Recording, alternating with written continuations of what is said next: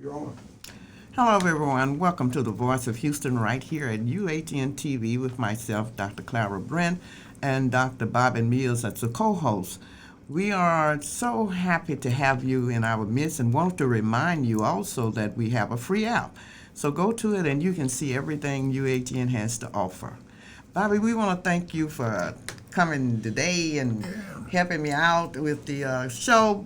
We want to talk about politicians and how they are not doing what they ought to do in regards to our finances that is being raised by our taxpayers, given by our taxpayers, and all the government has sent in for those who have had hardships with their homes and losing their jobs and all of those things that are happening. Our school district, Houston Independent School District, is going through quite a bit because of the I guess Satan. I guess you could call it Satan that got into the hearts and minds of those that were supposed to be representing the parents of our children, and it seemed to have happened that they received kickbacks and all types of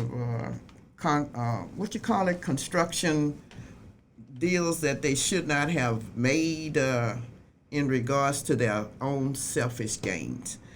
How do you look at that from the standpoint of a Well, unfortunately, HISD, when it was majority controlled, you had issues of young folk who are minority, blacks and browns, obtaining a quality education. And now in the 21st century, you have minority professionals and people who are trustees overseeing HISD. And the more things change, the more they remain the same. So nothing has basically changed in HISD. What you mean? Beforehand, seemed like HISD was doing okay. Well, what I'm saying is, in the past, it was happening. What has Billy Reagan was a superintendent, and Mm-hmm. the professionals by and large who control the educational development of our children, they were, majority white, and the people who were on the board of trustees, they were. But now it's different. You have blacks who are the superintendent. Yes, and you have blacks and Hispanics who are trustees. The board of trustees, and you have the same level of dysfunction and corruption occurring.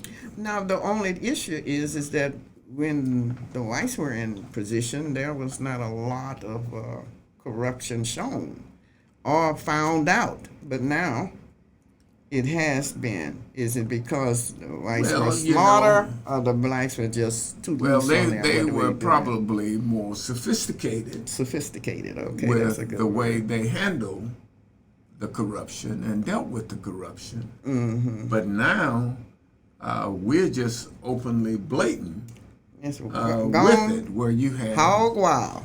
Yeah, where you have people who are trustees, and they get involved in contractual kickbacks schemes. You have professionals who oversee the finances of the district. They go and buy multi-million-dollar homes out in the woodlands and driving Bentleys and all that kind of stuff and so forth. And then when they get caught, they want to play the race card. And then you have... What's the race card? Well, the race card is they're coming after me because I'm black.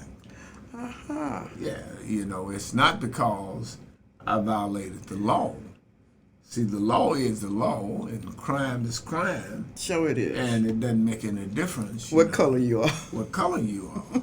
And unfortunately, we do know that sometimes in the criminal justice system, things do not always pan out in a just fashion. But True. that still does not negate the fact that you ran for the school board because you told parents and community people you desire to oversee the education and development of children and to ensure In that their they place. yeah, right. In the parents' place. That's what they Right. were supposed to be doing.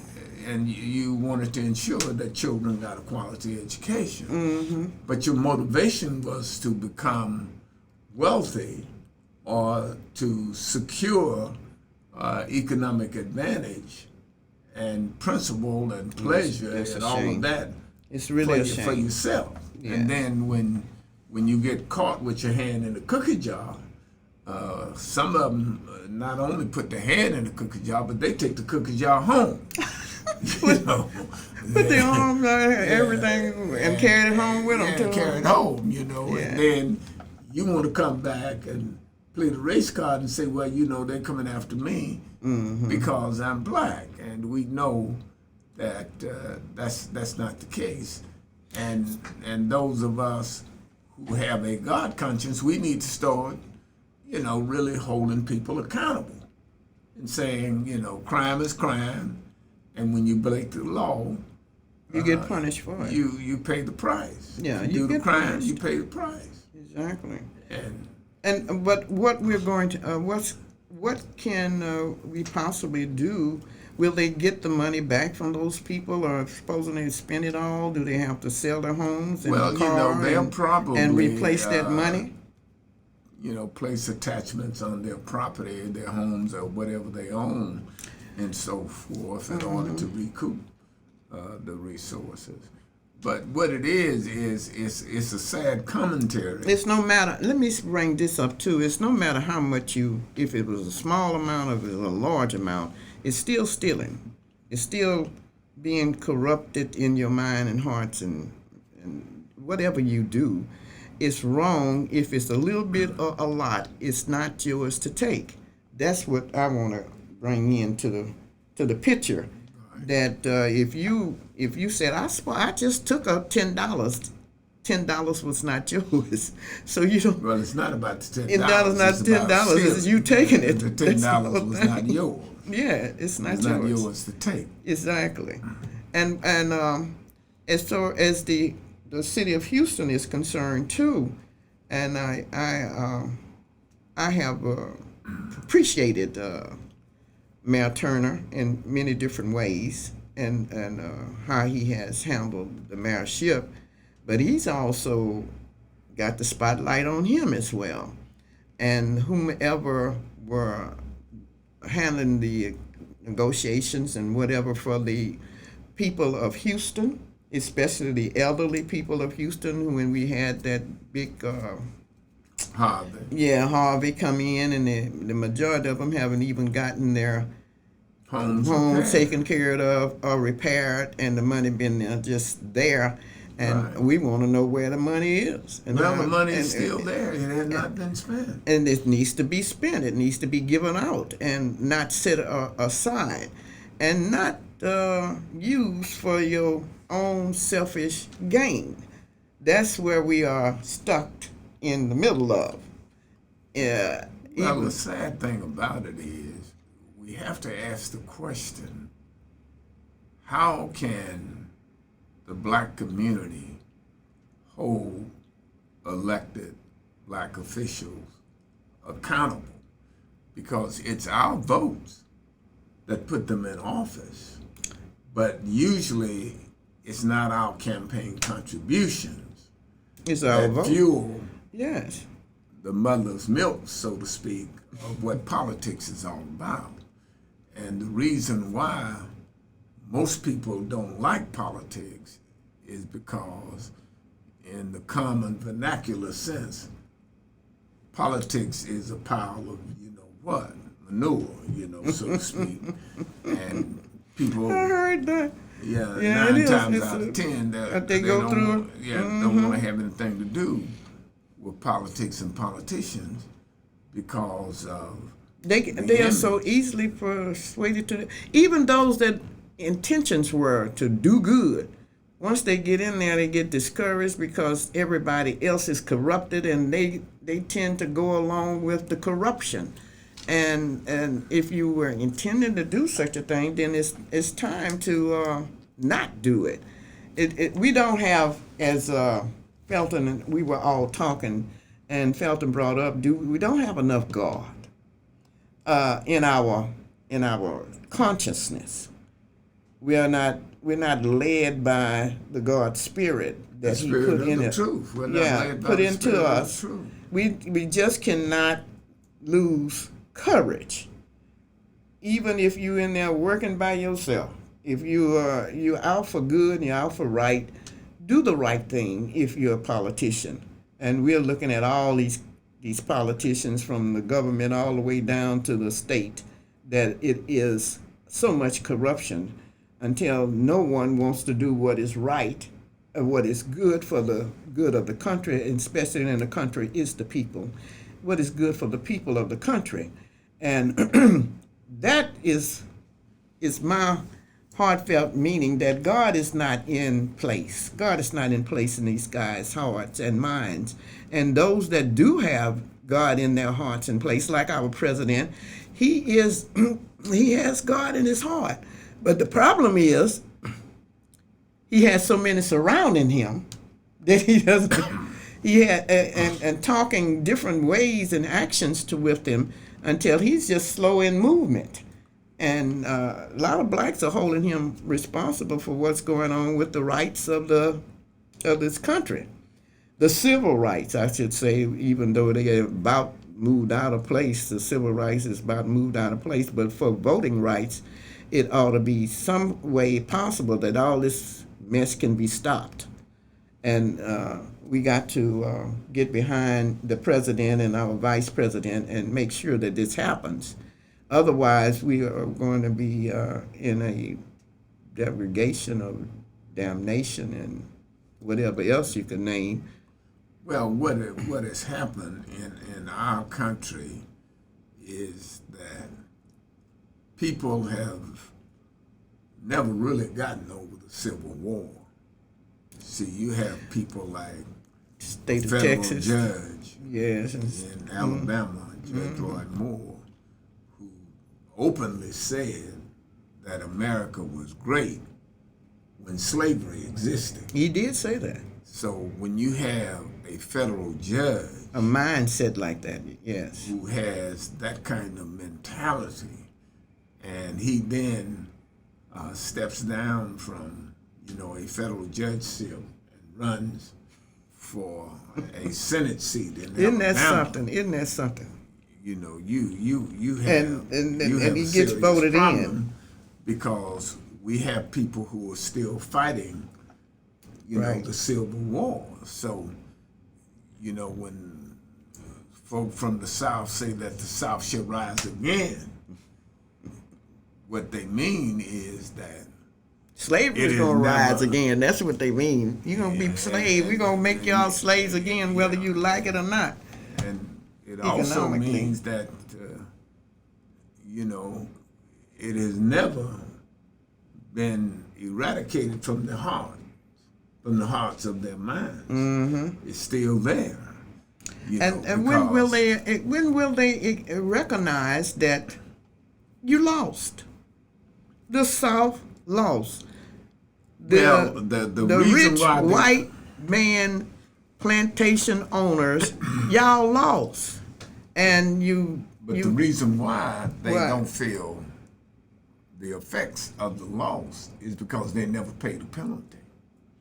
See, when you lose a war there ought to be and some- then you don't suffer any consequences for succeeding from the Union and creating all this havoc, and so they never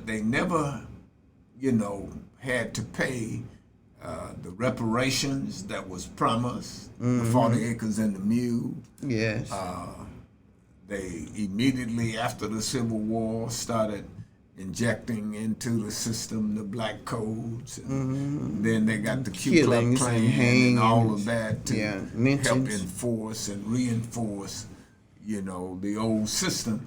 So that's what the problem is. The South has never given paid anything. a price. Yes. And Lyndon Johnson said it most clearly and vividly in 1964 when he forced the Congress to pass the Civil Rights Bill. He said, we have lost the South, the Democrat Party, that is, because what these people have done is a switcheroo on us.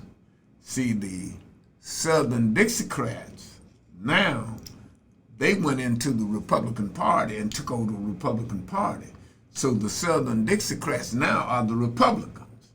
And got us all fooled. They got a lot of people fooled. Well, I'm not fooled. And the Democrats now are the Northern Republicans who were anti-slavery and who really fought against that system. Do you think the evangelicals know that? Oh, yeah. So that means that they're southern bound. Well, see, what they're bound? dealing with, you got to understand, Christian right evangelicals, they're dealing with one thing and one thing only: white privilege. White privilege, and they have turned Christianity in their churches, the tenets of Jesus Christ, into white privilege. That's why on Sunday morning, you got a lot of separation more than what we think we have. Well, you look. Well, it has been historically said and validated that 11 o'clock on Sunday morning is the most segregated hour in American society. So how is it that someone who claims to be a Christian, claims to be a follower of Jesus Christ, claim to know God, but yet will not abide by God's rules and regulations, the first and second commandments? Love God with all your heart and all your soul, and love your neighbor as yourself. So that's why when you go to a white church on Sunday morning, it's primarily whites, and the same thing with blacks. So how can we come together if we when can't we come say, together? Well, when we can't worship together? The worship Because together. God is God, and He's no respecter of skin color or social status. But when we look at the fact that I prefer being with my own kind. Well, and the thing I'm about it questioning, is, but it's not so much prefer- of being with your own kind and all of that, My own because race your of own people. kind should be those who love the Lord. I'm speaking of the race of people. Oh, I understand what you know you're what saying. I'm saying. I would prefer being with my race of people because we worship different. We worship God differently. We Well, it's we not- sing see, it should different. never- We shout different. We pray differently. All of that is involved in that. But the segregation part is that it's not the segregation of the mind. That's what I'm speaking of. That's what I'm going after, and I know that's what you are too. But what I'm saying, Dr. Brent, What? it should never be about worship style. It should never be about style. It should be about the principles of God as expressed in the life and teachings of Jesus Christ. But can you do that See, separately? what you talking about? But you can't do that separately. Well, but see, what you're talking about is worship style. Yeah. And so, it shouldn't be about worship style. It should be about the principles and teachings of Jesus Christ. So when And you so say it doesn't make any difference who you worship with or the style of worship. It's whether or not the principles and teachings of Jesus Christ are being taught an example but when by you say leaders and followers in a given church. And that's not what's taking place. But look, when you say that segregation, when you speak of the word segregation means that you want to be separate from me and I want to be separate from you. That's what you are pointing out in the church as a whole. We all know that we have different denominations, evangelicals, Baptists, blah blah blah. I could name up quite Catholics. You can name a lot, but the whole issue is that how we're going to teach or preach right in the way we worship. That's the issue. Can we get the mindset right? The mindset of God in us. The mindset. Not necessarily having to worship, but not necessarily having to worship together. Well, you contradicting yourself. Then how is that? Because if you talking about having the mind of God, exactly, God has no respecter of human personality. That's true, but you said segregated. You said that the churches are segregated. Well, because we all know that the most segregated hour in American society is 11 o'clock on Sunday morning. But do you want them to let the blacks come into their church, or is it open for the blacks to come? Well, it's not about letting them come in. It's why can't we worship together?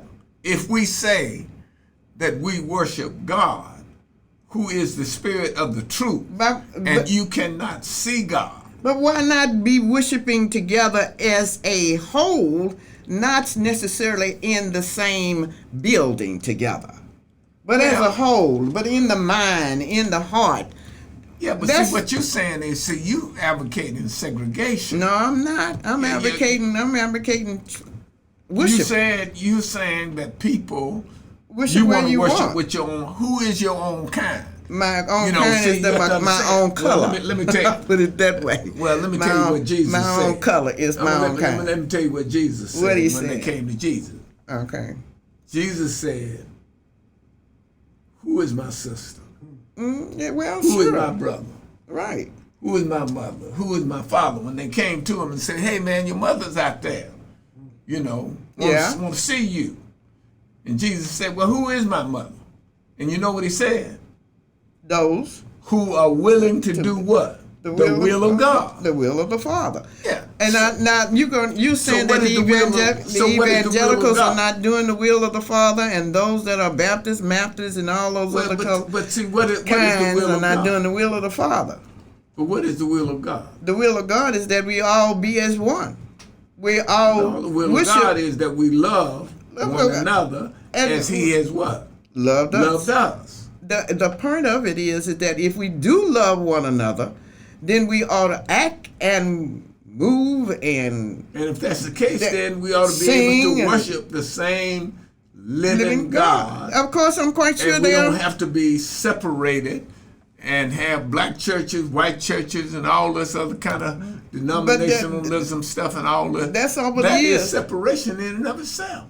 Well, all of the Catholics, the Baptists, the Methodists, the Evangelicals, all of us have our own, the full gospel. All of us have our own way of serving God, worshiping Him in the congregation of the. You're trying to make style God. No, I'm trying to make. I'm trying to make the fact that we are, as people of God, children of the Lord, our God, we ought to be thinking, worshiping, doing the same as He would expect for us to do, require for us to do, I should say. Whether we are in church together on a Sunday morning, we ought to be doing the teaching of Him on every Sunday morning according to the Word of God. Now, if that is segregation, then that's not. But that's not what we were talking about earlier. But the segregation.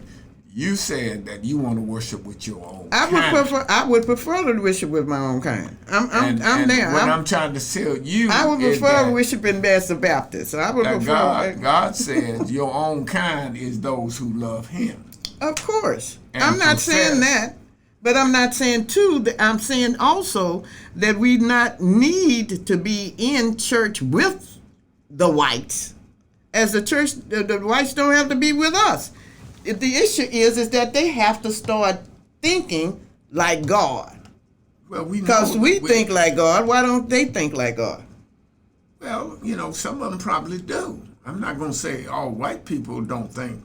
Well, I'm talking about the evangelicals, especially because they are the. But we know that some of them are not dealing with Christianity, they're dealing with white privilege as religion. But then if you look at this too, Doc, if blacks would go into a church and that evangelical church and decide they wanted to join, I don't think they would not take them in as members. You don't think they would take them in? I don't think they would not. Oh yeah. Not take them in as members. Right. I think they would accept them. But Right. the issue is that the separation is of the mind and the spirit of God. That's what I'm trying to get over. That it's of the mind and the spirit of God that they don't have as a church of Christ. All of us are part of Christ. All of us believe in Christ. All of us know that he crucified, died, and risen from the dead. But the other parts are that are we going to start treating each other according to how he wants us to be treated, to treat one another. Yeah, it's love. It's just plain old love. And that has nothing to do with skin tone. No, of course not. Love doesn't have a thing to do with skin tone. But unfortunately, you just got through No. saying, I would prefer- the point that I had, tried to get you to understand is that God is no respecter of skin tone. I understand that too. And what God requires of you, me, regardless of our skin color, is he requires that we love him and that we love each other as we love ourselves, and we do unto others. But do we as have? I got you on that. But do we still have to go to their church? I should say gathering. Do we still have to go to their gathering and worship? Well, it's not their church. See, that's the well, I'm mistake not. with- That's why. See, the church is the Church of Jesus Christ. That's why I. The church belongs to Jesus. That's Christ. why I corrected it. Right. I said the gathering. Right. The congregational gathering that they have according to what they see what God expects for them to do. And I'm saying the same thing is here with what God expects for us to do as Christians. I'm just saying segregation, being integrated with them won't change anything differently than what they're thinking now. Maybe it might change something, because if we could worship together, maybe we can work together and we can play together and we can come together as one nation under God, indivisible, with liberty and justice for all. But also, this, that when integration had started, it started with the schools at first. Children going to school together. Those children right now are grown, and they still separated. As you stated, it starts in the home, not necessarily in the church.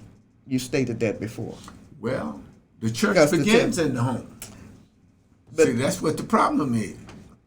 See, you got to go to church. You can't get a white child in my home, and I can't get a black child in their home. See, you got to go to church before you come to church. My point is, we need to just think about how we're going to live together, work together, and it all can be done only through the love of God and God's love in us. Unless we can worship and serve one another in the Spirit of God, we're not going to ever come together. And that has to start with Christ's return. Your home.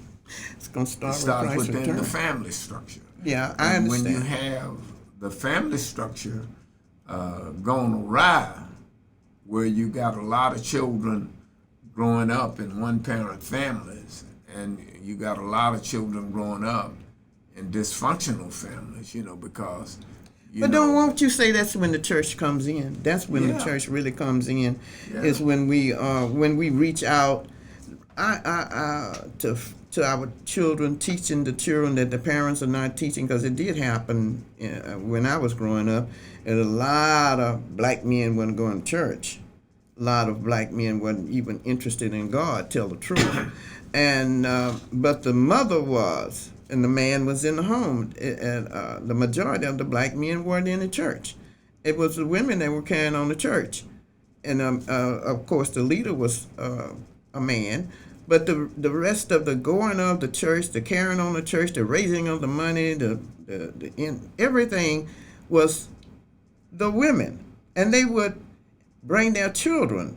But we all gathered the children. They were gathered together. We all gathered together because of the way the women worked, not necessarily. And you got to realize that it was one man, mostly maybe 2 or 3 other men who were deacons, and just to have a man to walk in the church and become a part of the congregation and give his life to God and Christ the way they ought to have didn't happen then. Why is it so hard now that we cannot do the same in the churches now and reach out to the parents that are single and have children?